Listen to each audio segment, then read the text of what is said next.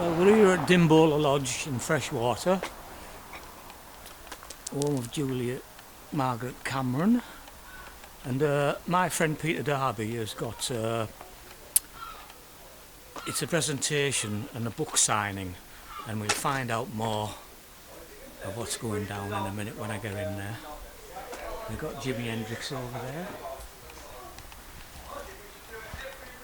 Right. Now it looks like I'll come in this way.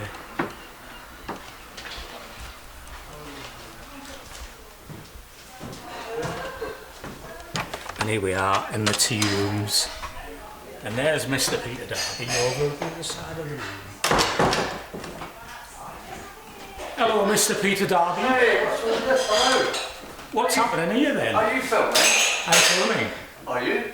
Did you see my agent, Dr. Hinton, to get permission? Oh, we don't need permission. Welcome. So, what are you doing here then, Pete? I'll pan around on Well, these paintings. got a display, a book signing display of my work. The book is based on lyrics by Mike Heron from the Incredible String Band. Excellent. Who gave me permission to use his lyrics. The book is a wonderful, the story of the lyrics are wonderful about a man and his relationship with a tree, and how he goes into a personal growth and how he sees the world. Yes. And I think there's a lot of ecology going on here. Save the trees. I think that's my. I remember the song indeed. I remember them doing it at Bixshaw Festival in 1972. Well, I saw them in the Round Church in Cambridge. That was 66, 67, and then again in London in the Roundhouse in Chalk Farm. And I thought it was amazing how they went from one round building to another round building. So I don't know if they had some connection with the roundness of things. I don't know. But anyway, excuse me. The lyrics are amazing. The song itself is beautiful, and say the man and his relationship with the tree. He goes to his tree and sits there, tells his tree all his secrets, and his tree will never answer back, which is the best thing about trees. Of course, you've got the lyrics, you've got the paintings in your book with the lyrics all the way through, haven't you? The paintings that you see here, they're all in the book. With the song lyrics. Yeah. With the lyrics, of course. Obviously, I had to get permission from Mike Heron, so the copyright of the lyrics are his, the illustrations are mine. And I'd like to also thank Brian Hinton, Dr. Brian Hinton, who runs Dimbola, for giving me a wonderful write-up, an acknowledgement to my children. The book is dedicated to them. Many people to thank, my partner Melina, who typed up all the original lyrics from the song. Other people, the printers have been fantastic here in Freshwater, so I thank them as well. Tonight we've got musicians coming in, so I've got to thank them as well. Yeah. Now I'd just like to kind of give some kind of talk on the paintings themselves. They all come out of my head, they're all kind of fantasy. I went to see... I love the way you use your texture, your oils and stuff, you know. Well, yeah, I come to the... I went to Amsterdam to see the work of Van Gogh, and I was just blown away by his work and his brush work, how he put the paint on so thick. So when I got back here to England and started painting trees, I started putting the paint on really thick. Some I've just straight from the tube, squeezed in. Some is palette knife, there is brush strokes, a bit of pen work, a mixture of different kind of paints, acrylic, oils, household paint, and just kind of put it all together. Fun doing them, very therapeutic, and it really took me into another spiritual realm myself. I'm sure it did, yeah. I'm sure it did. They're lovely paintings, you know. Well, I've always liked trees. I love trees. We have to realise that the trees take in the carbon dioxide that we breathe out and convert that to oxygen. Without them, we'd be dead. We wouldn't, all plants. We'd be totally not here.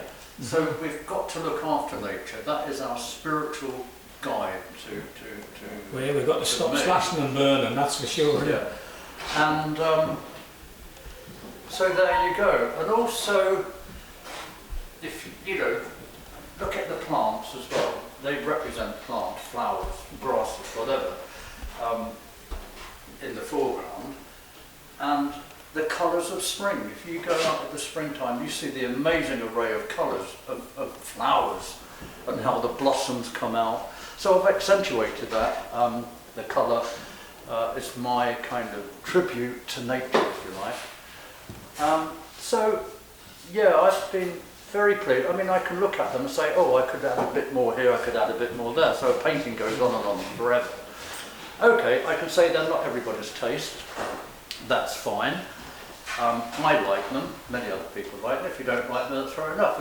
As Picasso once said, if you like my work, great. If you don't like it, great. So there you go, that says that in a nutshell. The French chansonnier, singer-songwriter, Jacques Brel, he said, I'm not a singer-songwriter, I'm not a poet, I'm not a painter, I just do. And that's how I feel about my work. It just comes straight up my head, feeling, images coming to my... Yeah, so it's from the heart, from the head. Well, it's from the cosmos. Well, exactly, because when I'm painting, I go into another higher realm. It comes through you, yeah. It comes through, it's like channeling, it like comes through me. Yeah. And my hands are working, and I don't see anything but colour and movement, and this is how it just comes. That's a pure artist in you, isn't it? But yeah, well, I went to art school, but I can say art school doesn't teach you to be an artist. They teach you techniques. The artist is within you. That's right. That's why you go to it, or photography, whatever, music. I mean, you're your own boss. It's within you. It's you who takes off in the end, exactly. Isn't it? Yeah. So yeah, I started art school in Cambridge on a part-time level, and then I dropped out and moved to London, where I trained to be a picture framer for an antique dealer in South Kensington. Got married, lived in Earl's Court, and lo and behold, when I moved to Earl's Court, there were people from Cambridge that like part of the Cambridge scene, an entourage had moved to London, including Syd Barrett, Dave Gilmour, Mick Rock, who unfortunately just died. That's very sad. Hypnosis, who did the covers to so many albums. We were all there, like a reunion. Then I got invited to Abbey Road by Dave Gilmour to watch Syd Barrett record Dominoes. That was an extremely sad affair again. Memorable. It was sad, and that's the last time I saw Syd, an old friend, a dear old friend. Without him, I wouldn't have painted. He influenced me to get into painting and music. So there you go. So anyway, closing down now. Thank you very much. Thanks to Derek. One question. Mike Heron, who wrote the lyrics to The Tree, which is what these paintings are all about. Exactly. How did you hook up with Mike Heron then of the Incredible String Band? How did what? How did you hook up with him? Well, I googled him, Mike Heron, and all his page came up with a number. So I called him. As simple as that. Oh, you never met him years back in the 70s? I met them in Cambridge in 67, 66, 67. That was a long time ago. He wouldn't remember that, no. Huh? No, he wouldn't so remember. Anyway, I phoned him, his wife, partner, whoever, and I think his agent. She said, he's not here. What do you want? And I said, well, I'd like permission to take his lyrics of The Tree from the first album and put it to my illustrations. And she turned around and said, he would be delighted if you do that, but it has to be a non-profitable project, which it is. Yeah. What I'm selling the book for is what I paid for them, $12.50 each. I don't want to get into a commercial. No. Well, that's what it's all about. It's a non-profitable thing. Yeah. I feel honoured that a great musician such as Mike Heron has given me permission to use his lyrics, his work to my painting. Which have inspired you to doing the He paintings. yes. Yeah, yeah. Well, I was painting. It's a lovely song, isn't it? Yeah, well actually, as I started these new ones here, what you see here, these are old, these are the new ones. When I was painting, it dawned on me, the tree, Mike Herons. So I put the song on, and it fitted so well. It seemed there was a correlation between my paintings, the psychedelic era. I believe you've got one with me in it. I've got one with you if you would like to. And at the end of the evening, I'm giving it to Derek as a thank you for doing this little commercial, if you will. So this is Derek on the beach. Atmospheric Derek. Atmospheric Derek on the beach with his guitar, with the tree coming down. Nice. To embrace him. I'll give that pride a place. And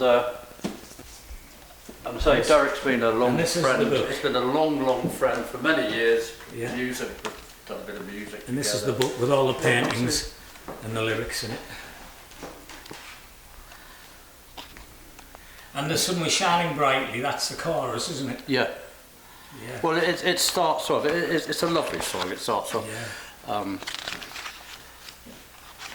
I had a tree in the dream hills where my childhood lay, and I'd go there in the wide long day, and the tree would listen to all I'd say, and the sun was shining brightly and the sky was smiling. Remember the tune. And the sun was shining brightly and the sky was crying. Then one day, when the world had put me in its tomb, why was he sad? I've got my own interpretation on that. Why did the world put him in his tomb and my life was just an empty room? Well, I think we've all been there, haven't we? Exactly. Yeah. That's why I can resonate with it. I went to my tree and sat there in my gloom, and the light was fading dimly and the sky was crying. Now, he was obviously opening up to some kind of psyche, what was on his mind. I think it's about trees and what man's done to nature and ruining our planet. That's what I say. I can't speak for Mike Heron. And the light was fading dimly and the sky was crying. Then my tree bent its branches down to the ground. This is Derek, of course, on the on the beach. And the green leaves shrouded up my mind. And I left the world somewhere behind. Now this is going to that pretty psychedelic. We won't say what it's about. Spirituality and whatever. Yeah. I'll leave that to your imagination. Leave in your body. And I didn't know what I would find. So he was pondering and thinking, obviously. Yeah. And then the sun came out again. And it was the sun was shining brightly, and the sky was smiling. Oh, there you go. And here we are in Dimbola Tea Rooms on the 19th of November, and it's looking like it might even snow if we're lucky. The weather, it's cold enough too. Well, anyway, that's great, Pete. Nice talking to you. Derek, thank you very much for being here. Yeah, and I say there's so many people coming tonight that I've invited. Yeah. And it's going to be a nice evening. Well, good luck, mate. I'm sure it'll be a pleasure. And Cheers, Pete. Well, maybe when they arrive, you'll do some more photography. Well, I'll do some filming filming, the music and that. Yeah. Great. Right. Cheers. See you later. Right.